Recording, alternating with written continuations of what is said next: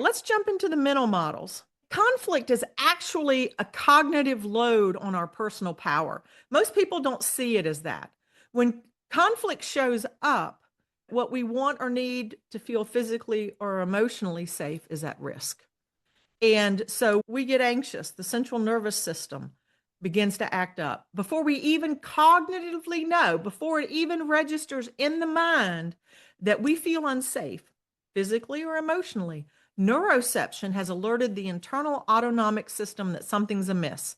So the body's already moving long before the mind is aware of it. And that's where, and this is the critical moment where the system gets hijacked. Your mental ability to manage the conflict with grace and ease gets hijacked. And all of this is happening outside of our awareness. And the first understanding that we have that we feel unsafe or we feel like power's at risk is we feel fear or anger. And that's the central nervous system winding up to get ready for a fight. Fear is, oh, do I need to run here? Anger pumps blood through the system. Do I need to put my dukes up here? What do I need to do here to make sure I feel safe? And neuroception is the bodily process designed to constantly scan, even when you're not aware of it. It's just always scanning. It scans for physical threats, and because of our childhood, it scans for emotional safety threats. And those emotional safety threats are the ones to love and belonging. And the body perceives a conflict as a threat. Oh, it looks like I'm not safe here anymore. It looks like I'm not going to have my needs met. And when the alarm has been sounded, our body's in motion before the mind catches up. We might walk away from a heated exchange thinking to ourselves, what just happened? And if you're wondering what that looks like, and now I'm not trying to pick on anybody, it's just one of those prime examples of what happens when the system gets hijacked. And if you think about Will Smith when he hit Chris Rock on national TV, Will Smith was surprised as anybody about what he did. And so that's a prime example of what happens when neuroception hijacks somebody's behavior and they do things that they regret. And I'm not picking on Will, just trying to show that pattern. Now, let's look at the model of conflict. There are 3 types of conflict, destructive and constructive, and then nested within constructive conflict is this really powerful way of being called allowing. It's a rare form. Only about 1% of the population are able to leverage that. How do I know that? I've done research on 1,500 different participants across 3 different studies to try to understand how this plays out. And based on our emotional safety strategies, only 1% of us are truly free from those. So it's a human condition. It's not something to be judged. It's something to be welcomed and explored. So let's look at what destructive conflict is. It's disagreement marked by drama, incivility, antagonism, personal attacks, and a focus on winning at others' expense. And drama is the container, and those are the specific behaviors that occur in it that equal destructive conflict. So now, constructive conflict, that's actually sharing influence through open, respectful dialogue that prioritizes co-creation and understanding. Nestled within constructive conflict is this very rare form of constructive conflict called allowing. And it's really where we're generating creative solutions. It's this magical thing where everybody's in the moment. You've brought everybody into the moment with you and something magical happens. And you're integrating the diverse perspectives. It's not you get to say your opinion and it's considered. It's these perspectives are integrated, and it's a very different thing. And I hope that distinction lands. And our goal is to move from destructive to constructive across our lifetime and hopefully find ourselves in allowing. What's the structure of destructive conflict? So we just looked at the mental model of conflict. Now we're focusing and narrowing in on the structure of destructive conflict itself. And it's drama. The structure of destructive conflict is drama. And that's the emotional and behavioral manifestation of how people respond to conflict and power dynamics under stress. And that's because conflict makes us think we're not safe, and that lack of safety triggers stress. That's what neuroception is all about. It sends the central nervous system into a frenzy. We're about to be attacked. And so off we go, right? And drama rears its head. And drama is not our natural state. It's actually this storytelling layer we put on top of power struggles and conflicts. It's the narratives, it's the heightened feelings, it's the interpersonal dynamics that emerge. It's not your true nature. It's a thing we do, it's a pattern we have, but it is not who we are. And while conflict can be productive, drama tends to be the unproductive amplification of conflict through emotional reactions and escalations. And that's because the moment the central nervous system thinks it's not safe, it will do all it can for self-preservation. And what that self-preservation does is, I'm moving you back to safety. It's a beautiful thing. I'm moving you back to safety. I'm moving you back to safety. Can't care about what the real conflict is. Can't care about the problem we're trying to solve. I need to move you to safety. It's a beautiful thing, but it doesn't always serve the moment.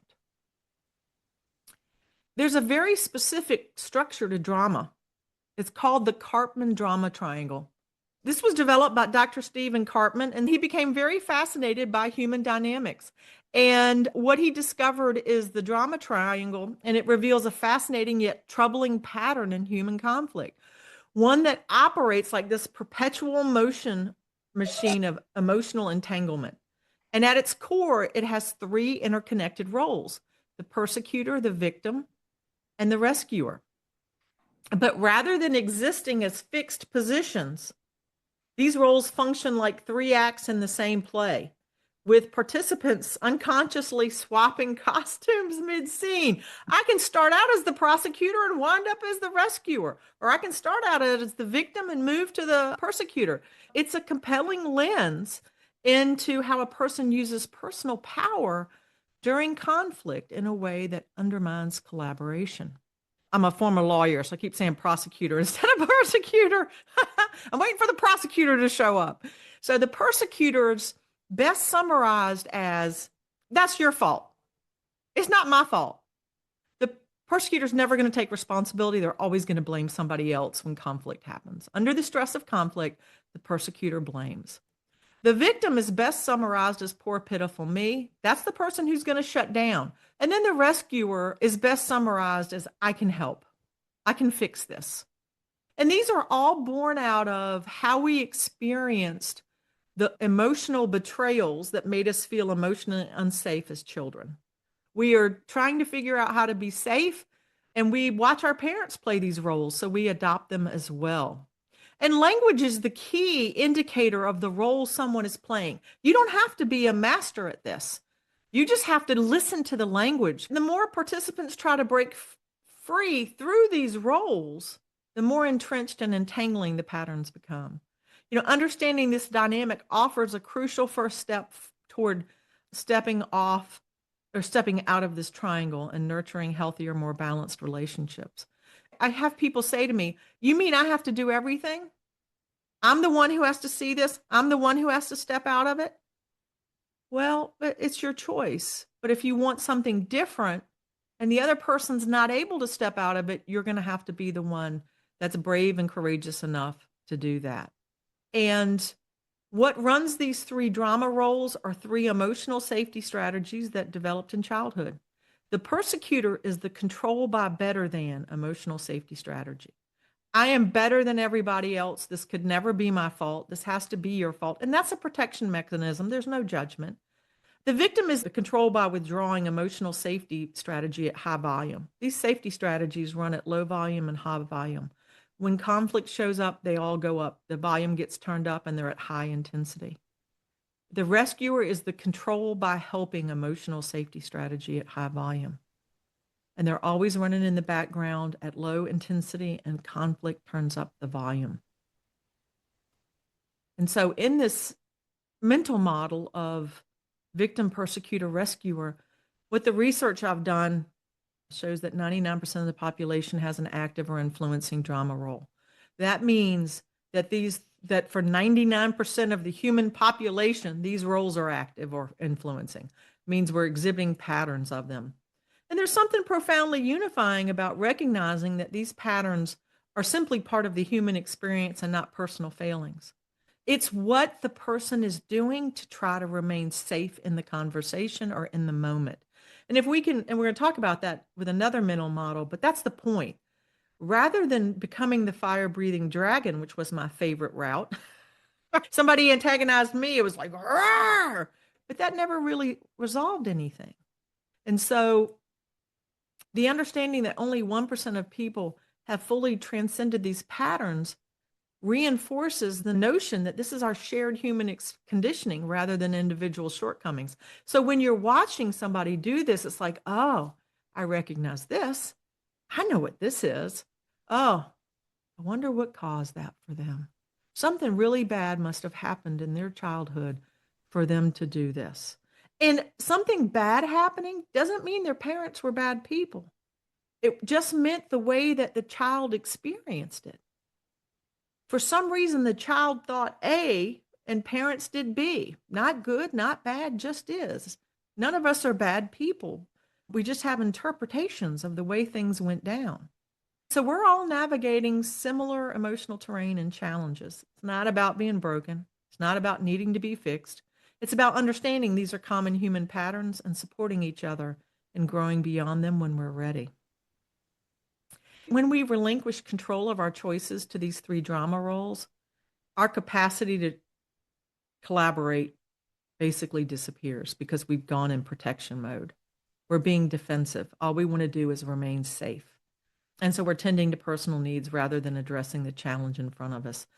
And that explains why some things never get resolved. We never get to have a conversation about the core issue because the patterns of a drama role intervene. Let's dissect each of the roles. The victim perceives themselves as unable to take care of their own needs and is anxious about the prospects. And what I've learned is perceiving themselves as unable to take care of their own needs might mean they may not have the communication skills to articulate what they need. And this is really profound, is that some of us can rip off words in a second, and some of us have to step back and think about it. And so sometimes, I'll say things, I'll start a difficult conversation with my husband who can't think of things in the moment. He has to walk away and ponder it. I'll say, listen, I don't need you to do anything about this right now, but here's what's coming up for me. So maybe tomorrow or Friday at lunch, when you're ready, we can circle back on this and have the conversation. And then I'll tell him what's coming up for me, because he just does go to the wall of silence if I'm not careful about how I speak into what's happening for him. The victim also feels powerless to affect changes and are often overwhelmed by what we call the lessness, hopelessness, helplessness, and powerlessness. They basically have had the rug pulled out from them and they have surrendered to the moment, and that's why they withdraw. They feel like they have no power here, I'm withdrawing. So it's really important to make sure they feel like they have power. And when individuals adopt this role, I've talked about it, they're paralyzed by the lessness. And they usually control the situation by making others responsible for solving their challenges. What the silence does is, I don't have any responsibility here. I'm not talking, I'm not communicating, I'm just going to go silent. That takes us to the persecutor. And this person avoids confronting their faults. Instead, they're just directing blame at others. And really, they're probably in denial about their tendency to shift responsibility to others. They will exhibit patterns such as bullying, threatening, and dominating to ensure that you understand you're the problem, not them. They typically dominate a situation through blame tactics. Here's something really important to know that the research shows us about blame. When you blame someone, it actually is received by them as being physically assaulted. Blame is very harmful to those you are in relationship with because it feels like a physical assault and they will move away from you. And then they just throw their defenses up because they feel like they've just been physically assaulted. The victim is the most powerful because they shut everything down by their unwillingness to move forward or talk. But the persecutor is the most harmful to others because of the blame. Then we have the rescuer. The person playing this role feels compelled to help others by fixing whatever they perceive as wrong, often neglecting their own needs. They feel resentful and unappreciated because they're fixing everything, and they can continue to focus on the problems of others, waiting for someone to help them, and no one ever does, and they get exhausted by being the rescuer role. And then this is a pattern of self-sacrifice, with rescuers neglecting their own well-being, and they typically control the situation by taking responsibility for fixing the issue at hand. Now, what I want to talk about is all three of these roles are about taking control. The victim takes control by withdrawing. I'm just not participating. You can't make me, and I'm not going to. The persecutor takes control by blaming. It's your fault this went wrong. It's not mine. So with the rescuer basically tries to control by solving. Oh, I can fix this. I can do this. And the challenge with the rescuer is that society sees helping as noble. So helping is a good thing. So we regularly reinforce and reiterate the rescuer. And like I said, we can play each of these in the same conversation, but we usually have a favorite one that we use to enter the triangle. It's interesting because just because you think you're playing one thing, the other in the conversation may think you are something else, and it's just their perception. Here's the interesting thing. What makes the drama triangle compelling is how it creates this self-sustaining ecosystem of low collaboration. The rescuer's help reinforces the victim's sense of powerlessness. The victim's helplessness triggers the persecutor's criticism, and the persecutor's attacks prompts others to step in as rescuers.